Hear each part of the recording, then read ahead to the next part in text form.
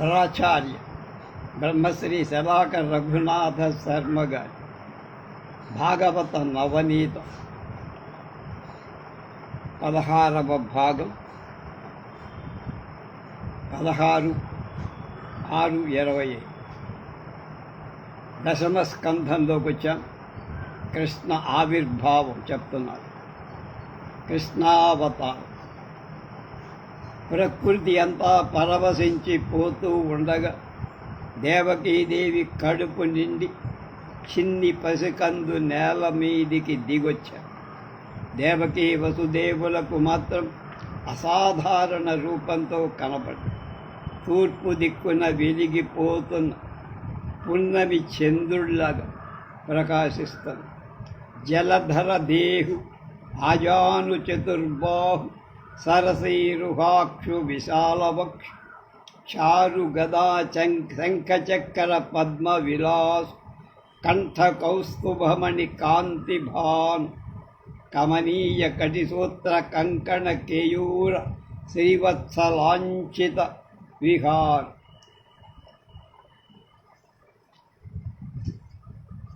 ఉరుకుండల ప్రభాయుత కుంతల లలాటు వైడూర్యమణి గణవర కిరీట్ బాలు పూర్ణేందు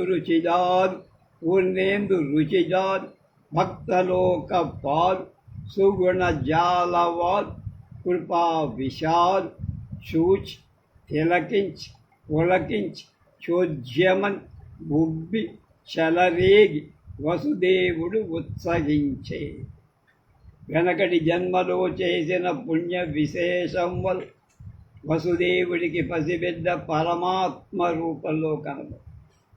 నల్లని మేఘం వంటి వాడు, మిక్కిలి పొడుగైన చేతులు 4 కలవాడు, విచ్చుకొన్న కమలాల వంటి కన్నులు, విశాల వక్షస్థలం, కమనీయంగా కదలాడే శంఖం, చక్ర గదా పద్మం, మెడలో కాంతులిస్తున్న అన్నట్టు కనబడే కౌస్తుభమణి, వంపు సొంపుదలతో చూడముత్తటగా ఉన్న బంగారు మొలత్రాడు, కంకణాలు, కేయూరాలు, నన్ను చూడు నా అందం చూడు అంటున్న శ్రీవత్సమని గుట్టు మత్స, కేశాల నడుపు దూబూతులాడుతున్న కొండలాలు, వైడూర్యాల అనేక విధాలైన మణుల కుప్పల కూర్పు వెలిగిపోతున్న కిరీటం. ఓహో, సృష్టిలో అందచందాలన్నీ ఒక్కచోట రాసిపోసినట్లుగా ఉన్నాడు ముఖం నిండు చంద్రుని మెండు వెన్నె చిన్నెలకు పండు వెన్నెలను కురిపిస్తూ లేని గుణాలేక లోని గుణాలు కూడా స్మరిస్తుంది. కళ్ళలో కృపారసం జారువార్త. వసుదేవుడికి ఎంతసేపు చూసినా తనివి తీరల, పులకించిపోతుంది, పొంగిపోతుంది. ఆనందంతో ఆటలాడు పాటలు పాడు పరవశించిపోతుంది. అప్పటికప్పుడు మనస్సులో విప్రులకు 10,000 ఆవులను ధారపోశారు. ఆ పురిటింటిలో ఈ పాపుడు సాక్షాత్తు 4 మోముల బ్రహ్మయ్యను కన్న తండ్రిగాని నాకు కనపస్తున్నాడు అనుకున్నాడు. అంటే విష్ణువుల ఆ భావన కలిగిన వెంటనే సాష్టాంగ నమస్కారం చేశాడు.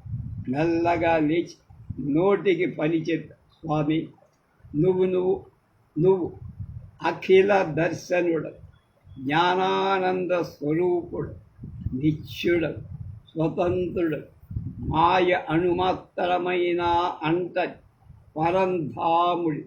నువ్వు నాకు పుత్రుడిగా దిగొచ్చావా? ఇంతకంటే ఆశ్చర్యం ఏముందయ్యా?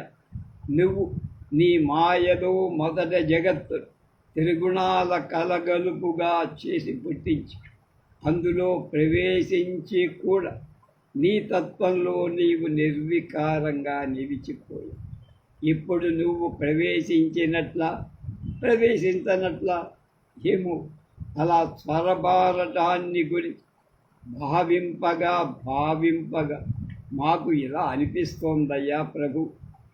ఆదియునెత్తన మహదాదుల బోలెడివై వేరు వేరు అయి అన్ని విధము అగు సూక్ష్మభూతంబులు అమర షోడశ వికారాములతో కూడి విరాట్టనంగా పరమాత్మలకు నీకు పరమైన పేరు సంపాదించి అందులో పడియుబడక ఉండు సృష్టికి మొన్న ఉన్న కారణము వానికి లోని భవంబు కలుగా అట్టు బుద్ధి ఎరుగనన్ అనువైన లాగును కలుగు ఇంద్రియముల కడల నుండి వాని పట్టులేక వరుస జగంబుల కలసియుండి అయిన కలయా వెపుడు మొదట నుండి మొట్టమొదట అది ఒక అనంతరమైన అవ్యక్తమైన ఊహల కందని పరమాత్మ తత్వం.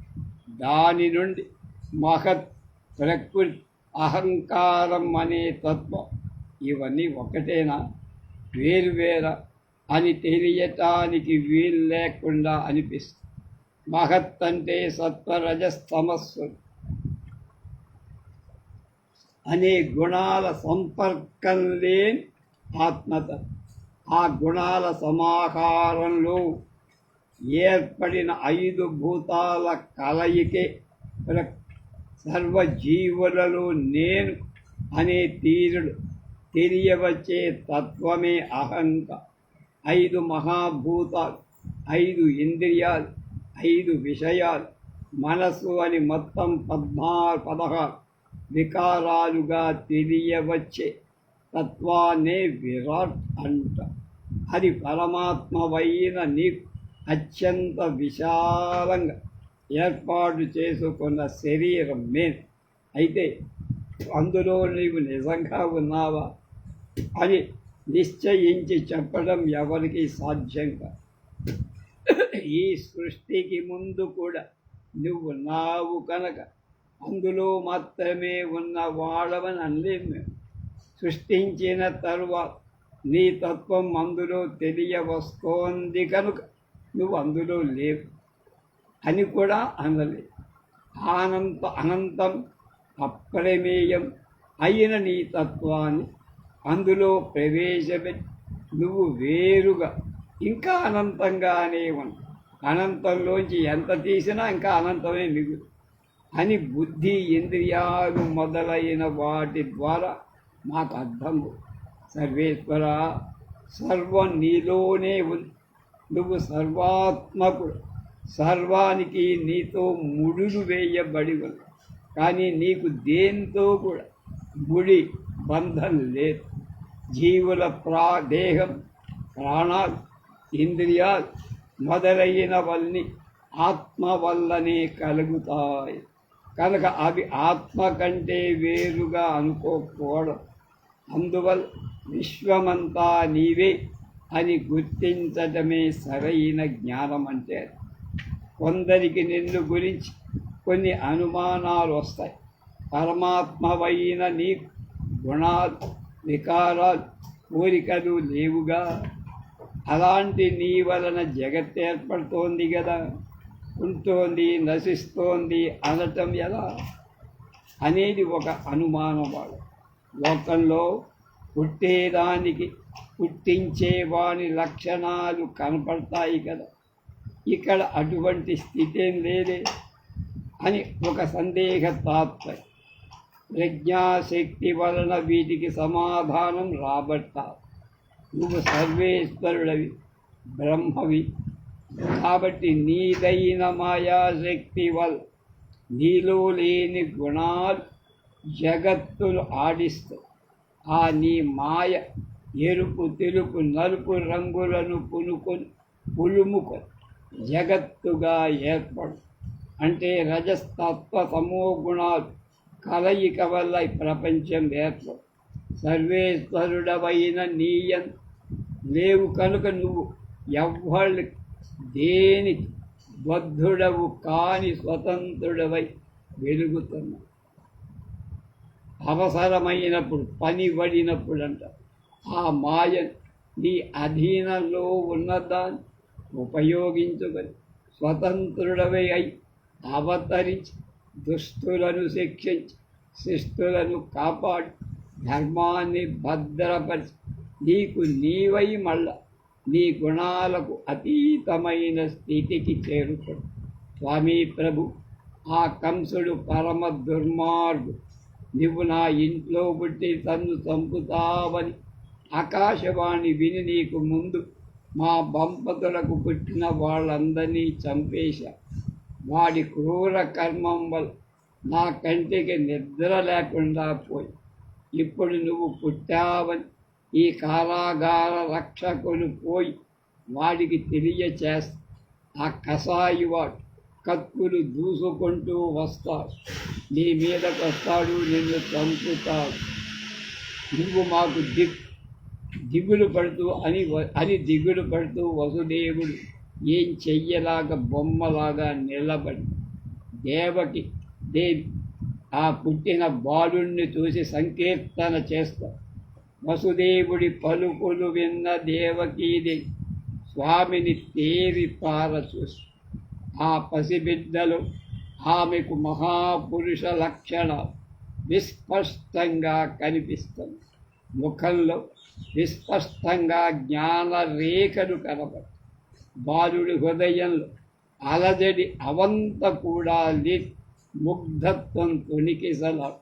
అందువల్ల ఆమె శుచిస్మితయై ఇలా నవ్వు ముఖంతో అట్టిత్తుల నరానిదై మొదలై నిండు కొన్నదై వెలుగుచు వివణములు లేనిదై ఒక్క చందంబుదై కలదై నిర్విశేషమై క్రియలేక చెప్పరాని ఏ రూపమని శృతులెప్పుడు నుడివై ఆ రూపమగు అధ్యాత్మ దీపమై బ్రహ్మ రెండవ అర్ధంబు తొలి జగంబులు నశింపగ పెద్ద భూతగణం సూక్ష్మభూతమందు స్వరగ ఆ భూతంబు ప్రకృతిలోన స్వరగన్ ప్రకృతి ఓయ్ వ్యక్తమందు స్వరగన్ వ్యక్తమడంగన్ శేష సంజ్ఞ నీవు చెలువ మగుదు అన్న పరమాత్మ. నీ తత్వం ఇలాంటిది అలాంటిదని ఎవ్వరూ నిరూపించలేరయ్యా. అంటే దాని వంటిది సృష్టిలో ఇంకొకటి లేదు కనుక పోలికను బట్టి అయినా గుర్తించడానికి వీళ్ళే. దానికి సనాతనమని ఒక వ్యవహారం. అంటే సృష్టి ఏర్పడటానికి ముందు ఉన్నటువంటిది, దానికి ఎల్లరూ హద్దులు లేవు, అంటే అనంతమైన. అది ఎప్పుడూ ప్రకాశిస్తూనే ఉంటుంది. ఆ స్థితిలో దానికి ఎలాంటి గుణాలు ఉండవు, ఒక్కటి అయి ఉంటుంది. దానికి ఏ విశేషాలు, ఏ క్రియలు, ఏ రూపాలు లేవు. వేదాలు ఏ రూపం ఉన్నట్లు వర్ణిస్తే ఆ రూపంతో తెలియబడు.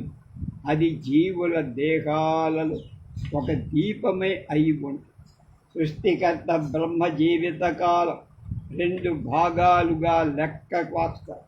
అందులో 2వ భాగం ముగిసే సమయంలో ఆకాశం, వాయువు, అగ్ని, జలం, భూమి అనే పంచభూతాలు తమ ఉనికిని కోల్పోయి సూక్ష్మ స్వరూపంలోకి ప్రవేశిస్తాయి. ఆ సూక్ష్మ స్వరూపం ఆది ప్రకృతిలో కలిసిపోదు. ఆది విరాట్టు అనే వ్యక్త తెలియవచ్చే తత్వంలోనికి అది చేరుతుంది. అది కూడా నీలో కలిసిపోతుంది. నువ్వు మాత్రం ఇటువంటి ఎన్ని నామరూపాత్మకాలైన వికారాలు సంభవించినా ఏ వికారాలు లేకుండా మిగిలి ఉంటాయి. కనుక నిన్నెమనరు శేషుడు అంట. రిమైండర్ తీరమంటారు. విశ్వము లీల ద్రిప్పు అవిద్యకు చుట్టమవైన నీకు ఆ శాశ్వతమైన కాలమి సర్వము వేడ బడంచు అట్టి విశ్వేశ్వర మేలుకొంప నిన్ను నెవ్వడు కోరి భజించు వాడిపో శాశ్వత లక్ష్మి మృత్యుజయ సౌఖ్య యుతుండు అభయుండు మాధవ. మళ్ళా విశ్వము లీల ద్రిప్పుదు అవిద్యకు చట్టమవైన నీకుతా శాశ్వతమైన కాలమిది సర్వము వేడబమందు అట్టి విశ్వేశ్వర మేలు కుప్పనిను నవ్వడు కోరి భజించు వడెపు శాశ్వత లక్ష్మి మృత్యుజయ సౌఖ్యయుతుండు అభయుండును మాధవ. మాధవ మా అంటే ప్రకృతి రూపమై ఆదిలక్ష్మి, ఆమె ధవుడు అంటే భర్త అయిన విష్ణు. 14 లోకాలుగా తెలియవచ్చే ఈ విశ్వమంతటిని నువ్వు లీలతో తిప్పుతూ ఉంటు అందరినీ అల్లకల్లోలం చేసి ఆడించే ప్రకృతి అనే పేరుగా అవిద్య, అజ్ఞానం, మాయ నీ చేతిలో కీలుగో. కాలమనే పేరుతో తెలియవచ్చే విషయం కూడా నీ మాయలో భాగం. నువ్వు విశ్వానికంతటికీ ఈశ్వరుడి. అన్ని విధాలైన మంగళ ఒక కుప్పగా పోస్తే అది నువ్వే. నిన్ను ఈ విధంగా తెలుసుకొని భజించేవాడు శాశ్వత సంపద, సాగులేని అమరత్వం, ఆనందం, అభయం కలుగుతాయి. అలాంటి వాడు నువ్వే అయి మిగిలిపోయి. నిన్ను భజించి సేవించి నిన్ను తెలుసుకున్నవాడు నువ్వే అయిపోతావు. ఒంటి నిలిచి పురాణ యోగులు యోగ మార్గ నిరూఢులై కంటి మందులు కాని నిక్కమ కానరీ భవదాకృతి కంటి భద్రము గంటి మాంసము కందులం కలబోలది ఒంటి రూపు తలంగ బెట్టుము కోయజే క్షణ మృక్కేదన్నది. ఒంటి నిలిచి పురాణ యోగులు యోగ మార్గ నిరూఢులై కంటి మందులు కాని నిక్కమ కానరీ భవదాకృతి కంటి భద్రము గంటి మాంసము కన్నులం కనపూల ఈ తొంటి రూపు తలంగ బెట్టుము తొయదే క్షణ మృక్కేదన్. పరమయోగులు కూడా యోగ బలాన్ని సమకూర్చుకొని కూడా నీ ఈ పరమాద్భుత రూపాన్ని చూడదు. అట్టి నీ రూపాన్ని నేను నా ఈ మాంసపు కళ్ళతో చూశా. ఇంకా దీన్ని చూసే శక్తి నాకు లేదయ్యా. నాకు నా కన్న బిడ్డలాగా కనబడు. నీకు మొక్కుతాను దయచి. ప్రళయకాలంలో విశ్వమంతటిని నీ కడుపులో దాచుకొనే మహాపురుషుడవిను. నా కడుపు నుండి అవతరిస్తున్నావు దేవకీ కుమారుడిగా. పరమపురుష, ఇదంతా నీ మాయ కదా స్వామి. నిలువెల్లా విషమే అయిన ఈ కంసుడు నీవు నాకు కొడుకవుతావని మమ్మల్ని కారాగారంలో కట్టిపడేసి ఆ నీచుణ్ణి శిక్షించు, మమ్మల్ని రక్షించు. మా నోములన్నీ ఫలించాయి. పరమ పురుషుడి లాలన పడు. అప్పుడు ఆ సర్వేశ్వరుడు జగదధినాయకు దేవకి దేవితో ఇలా అన్నాడు. అవ్వా అన్నాడంటే మా అమ్మ లేక తాతమ్మ లేదా అమ్మమ్మ కదా. అవ్వ అంటే తల్లి. నువ్వు నాకు తొలి స్వయంభువు మన్వంతరన్ కృష్ణి అనే పరమ పతివ్రత. నీ పతి వసుదేవుడు సుతకుడనే ప్రజాపతి. మీరిద్దరూ సృష్టికాలను బ్రహ్మదేవుడి మాట మేర గొప్ప తపస్సు చేశారు. ఇంద్రియాలను వశపరుచుకొని వాన, గాలి, ఎండ, మంచుల బాధలు సహించారు.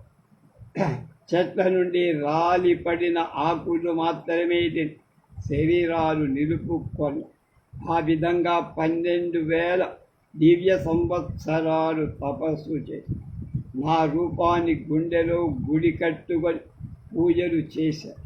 నేను సంతోషించి నా నిజ రూపం మీకు చూపి వరాలు కోరుకోండి అన్న. నిజానికి మీరు మోక్షలక్ష్మిని కోరుకోవాలి, కానీ నా మాయను దాటుకోలేక నా వంటి కొడుకు కావాలన్న. నాకు సంతోషం కలిగి నీకు అదే వరమిచ్చి మొదటి మాట కృష్ణి గర్భుడనే పేరుతో పుత్రుడిగా పుట్టారు. రెండవసారి మీరు అదితి కశ్యపులనే దంపతులు కాగా నేను వామనుడని పుట్టాను. ఇది 3వ జన్మ. ఇప్పుడు ఆ కృష్ణి సుతపులు వాళ్ళే దేవకీ వసుదేవులై నా అవతారానికి కారణమై ఇకపై మీకు జన్మ ఉండదు, మీరు ధన్యాత్ములు, పరబ్రహ్మాన్ని నందనుడిగా పొందారు కొడుగ్గా అని పలికి ఆ రూపాన్ని వది పసిబిడ్డడై కొన్ని లీలలు చెయ్యటం మొదలుడు. యోగమాయ దిగి వచ్చి స్వామి వసుదేవుడికి తరువాత చెయ్యాల్సిన పనులు వివరించారు.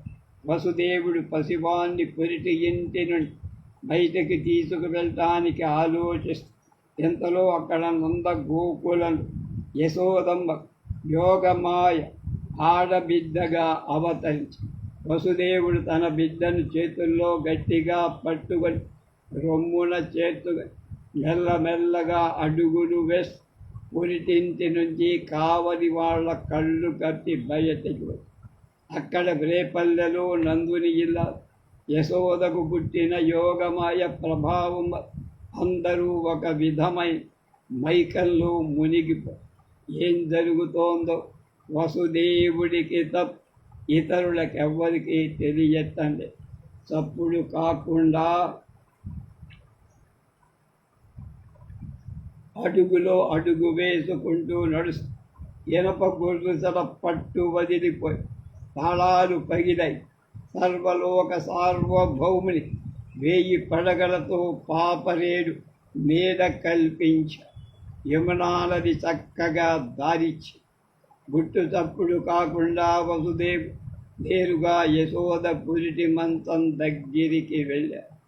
చిన్న నల్లనయ్య యశోద ఒడిలో ఉంచారు. ఆమెకు పుట్టిన ఆడు పాపను చేతుల్లో తీసుకొని మళ్ళా వెనకటిలాగా తన చోటుకి వచ్చాడు. బిడ్డను దేవకి పక్కన ఉంచి సంకెళ్ళు తగిలించుకొని హాయిగా సావధానంగా కూర్చున్నాడు. ఈ తతంగమంతా యశోదకు కూడా తెలియదు. ఆమె గాఢ నిద్రలో ఉండిపోయి ఇక్కడ మగ శిశువు అక్కడికి, అక్కడి ఆడబిడ్డ ఇక్కడికి సుభద్రంగా చేరారు. కంసుడి ఆగడ పురిటి పాపలో పురిటింటిలో పాప కివ్వున కేకేసి కావలివాడికి మెలకు వచ్చి వేసిన తాళాలు తీసిన జాడలు లేకుండా భద్రంగా ఉన్న కావలివాడు ఉరుకు పలుకులుగా కంసుని దగ్గరికి వెళ్ళి దేవకి నీళ్ళాడిందయ్యా రారా అని అత్యుత్సాహంతో పిలిచాడు. అతడు చిడిముడి పాన్పు నుండి లేచి చెదరిన వెంట్రుకలైనా సరి చేసుకోకుండా కట్టిన బట్ట సరిగా ఉందో లేదు చూసుకోకుండా గుండె తల్లడిల్లుతుండగా పొరిటి కొంపకు వచ్చి బిడ్డను చేతిలోకి గుంజుకున్నాడు. నరకటానికి కత్తి సిద్ధం చేసుకున్నాడు. కన్న తల్లి కళవళ పడిపోయి ఫలితం ఎలా ఉన్నా తన ప్రయత్నం తాను చెయ్యాలి. అన్న క్షమింపుమన్న తగదు అల్లుడు కాడిది లేన కోడలు మన్నన చెయ్యుమన్నా విను మానిని చంపుట రాసపాడి కాదన్న సుకీర్తివై మన గదన్న మహాత్ములు ఓవు త్రోవ ఓ వన్న భగవత్ సహోదరి గదన్న నిన్ను శరణంబు వెళ్ళు అన్న అన్న అన్న అనే మాటలు ఆంబులేడితారు అనేక సార్లు ఉపయోగించి అది పోతన గారి నైపు. అన్నా అన్నా శాంతించరా, అల్లుడు కాదురా, అది ఆడపిల్ల మేనకోడలరా, మన్నించరా, ఆడవారిని చంపటం రాచమర్యాద కాదురా, మంచి కీర్తితో మనుగడ సాగించరా, ఇది మహాత్ముల మార్గంరా, నేను నీకు చెల్లెన్రా, కాళ్ళా వేళ్ళా పడి నిన్ను శరణు వేడుతున్నారా అని జాలిగా చాలా మాటలు పడి నాకు పుట్టిన 6 కొడుకుల్ని చంపాడు. నీ కసి తీరలేదా? ఇది నీ కోడలు నిర్ణయం చేస్తుందిరా. పుత్రుడైతే కదా నీకు శత్రు, పుట్టినవాడి పుట్టినట్టు పట్టణ పెట్టుకున్నావు కదరా. ఈ పుత్రికనైనా నాకు దక్కనివ్వరా. రాతి గుండెవాడైన కంసుడు ఆ మాటలు వినదలుచుకోల.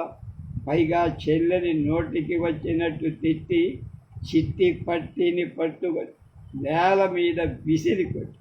కానీ ఆశ్చర్యంగా ఆ బాల నేలపై పడల లింగికి ఎగిసి దివ్యమైన ఆభరణాలు వెలగల వస్త్రాలు ఒంటి నిండా అమరిన ఒక దేవతామూర్తిలా కనపడి గదా శంఖం చక్రం పద్మం హస్తాలు అమ్ముడు విల్లు ఖడ్గం శూలాలు విరాజిల్లు 8 హస్తాలు కనపడి చుట్టూ సిద్ధచారణ కిన్నర గరుడ గంధర్వాది దేవజాతుల భక్తియుక్తులై సేవిస్తుంది.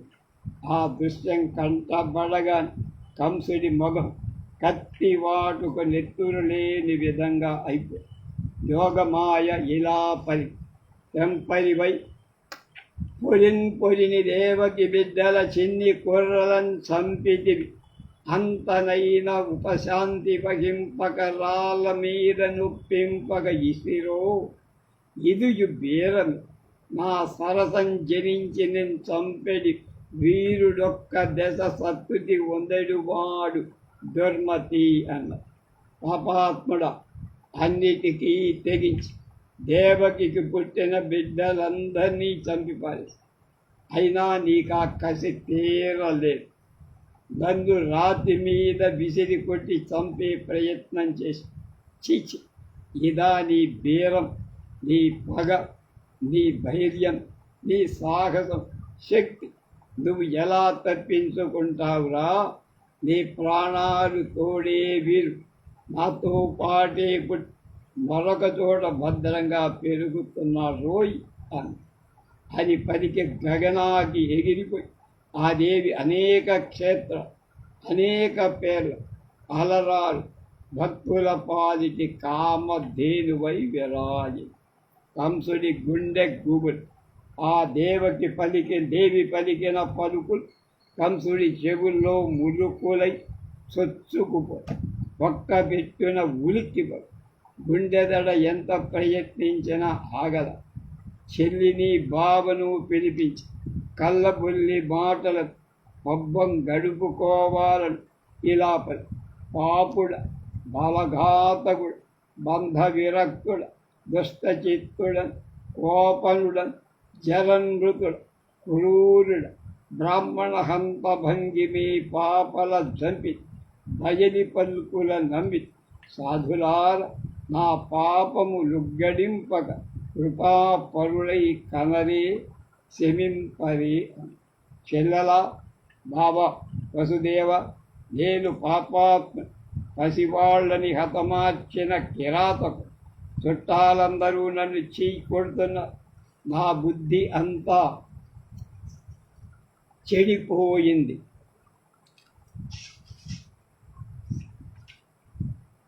అడుగడుగునా కోపమనే దయ్యం నన్ను ఆవేశించి కదులుతున్న శవం వంటి వాణ్ణైపోయి క్రూరుడనై వివేకం ఏమాత్రం లేక బ్రాహ్మణులు చంపేవాడిలా నీ పాపలందరినీ చంపి బయలి కూతలను నమ్మాడంటే ఆకాశం.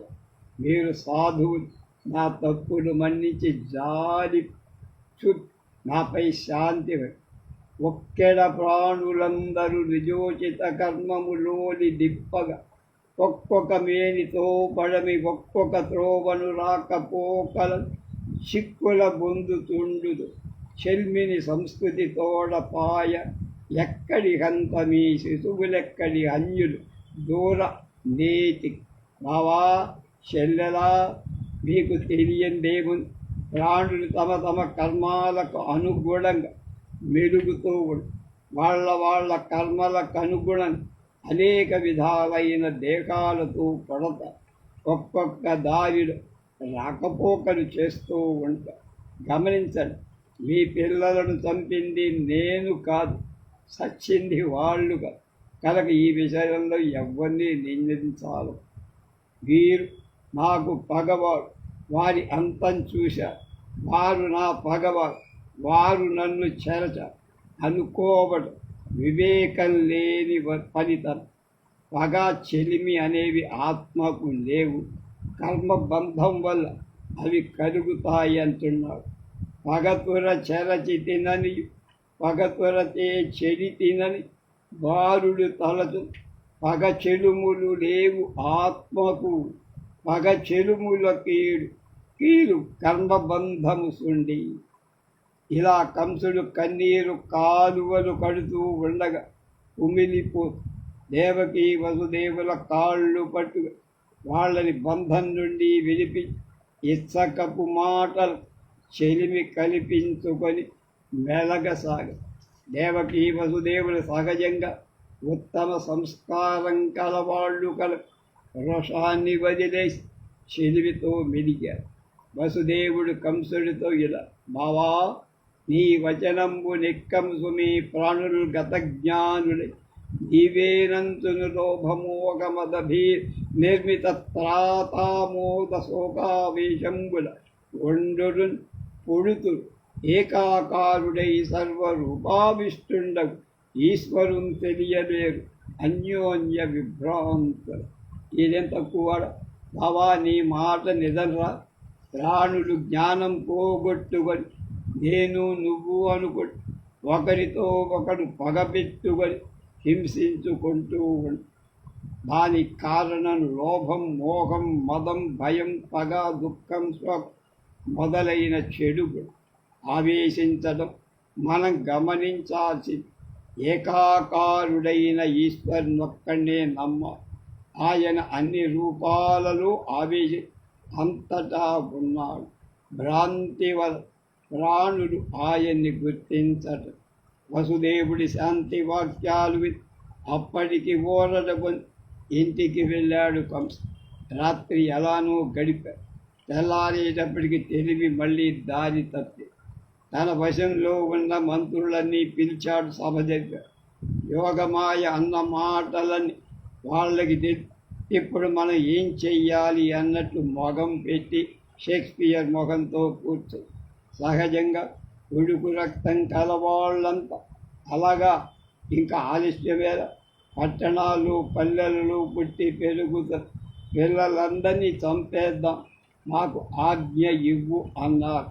ఇంకా భవదీయోజ్వల బాహుచాప విరస బణావళి భగ్నలై దివిజాధీశ్వరులే క్రియంజని ఏ దేశంబులం దాగిరో శివునింజొచ్చుర బ్రహ్మచందిరొకరిని సేవించిరో మౌని వృత్తి వసంతంబుల నిచ్చిరో మనకు శోధింపం తగున్ వల్లభా అని ఒక హితవు చెప్పారు. నాయక, ఒకరితో వెలిగిపోతున్న నీ చేతిలో విరాజిల్లుతున్న వింటి నుండి దూసుకుపోతున్న బాణాలు దేవలోకము ప్రభువు చలాచలరైపోయారు. వారు ఏ దేశాలకు వెళ్ళారు, బ్రహ్మ విష్ణు మహేశ్వరుడు ఎవరిని ఆశ్రయించారు తెలుసుకోవాలి. లేదా ముక్కు నోరు మూసుకొని ఏ అడవుల్లోనూ దిక్కుమాలి ఉన్నారేమో కను. ఇప్పటికి పగవాడు దెబ్బతిని ఉన్న అనుకొని విస్తరవెలిగా తిరగకూడదు. దొంగతాడుగా అనేక వేషాలు వేసుకొని తిరుగుతూ దెబ్బ కొడత. వాడు చచ్చేదాకా రాజు ఏమరుపాటుతో ఉండకూడదు. వాడు మన మీదికి దండెత్తి వచ్చే అవకాశం మనం ఇవ్వకూడదు. పెరుగుతూ వచ్చే రోగాలను మగవారి ఇంద్రియాలను మొలక దశలోనే తుంచెయ్య. అమర శ్రేణికి ఎల్ల చక్కెరి ముకుడుండా చక్కెరియే ధర్మమండమరు గోవులు భూమి దేవులు తితిక్షామ్నాయ కారుణ్య సత్యములు యాగతపోదమంబులు శ్రద్ధాశాంతులు విష్ణు దేహములన్నిటికీ సంహరించిన అతండంతంబునన్ పొందెదిన్. దేవతలందరికీ చక్రమాయుధంగా కల విష్ణువు ముఖ్యుడు. అతడు ధర్మంలో, అడవులో, బ్రాహ్మణులలో సహనం, వేదం, దయా, సత్యం, దజ్ఞం, తపస్సు, ఇంద్రియ నిగ్రహం, శ్రద్ధాశాంతి అనే మహాగుణాలలో ఉంటాడు. అవే అతడి దేహ. ఈ అన్నింటిని రూపుమాపితే వాడు చచ్చి ఊరుకుంటాడు. కాబట్టి నువ్వు అంటే దేవతల్ని చంపేస్తా. తాపసులను అదరించి బెదరించి యముడి ఇంటికి పంపిస్తా. దూడలతో పాటు గోవులను ముక్కలు నరుకుతా. భూమి దేవతలట ఆ పాపనయ్య వాళ్ళని పశువులలాగా తరిమి కొట్టేస్తా, వేదాలను చీల్చి చెండాడద, భూమినంతటినీ కొల్లగొడతాను అని కంసుడి మంత్రుడు నోటికొచ్చినట్టు ప్రేలుతుంది. అసలే అందులో కళ్ళు తాగి పైగా తేలుకు నిప్పులో పడ్డది అన్నట్టుంది. కంసుడిస్తే కాలపాశం మెడకు బలంగా చుట్టుకొంది కనుక బ్రాహ్మణులు వేధించటం మహాపాపం అనే భావం వాడి మెదలది. పొండి వాళ్ళని చంపండిని ఆజ్ఞాపి అంతఃపురం చేరారు. వాడి అనుచరుడు వాడికంటే రెండాకులు చదివిన అజ్ఞాలు సజ్జనులపై విరుచుకుబడి వీర విహారం చేశారు. నందాంగనా డింభకుడు ఎలా పెరిగాడు, ఏ లీలలు అక్కడ చూపిస్తున్నాడు రేపు.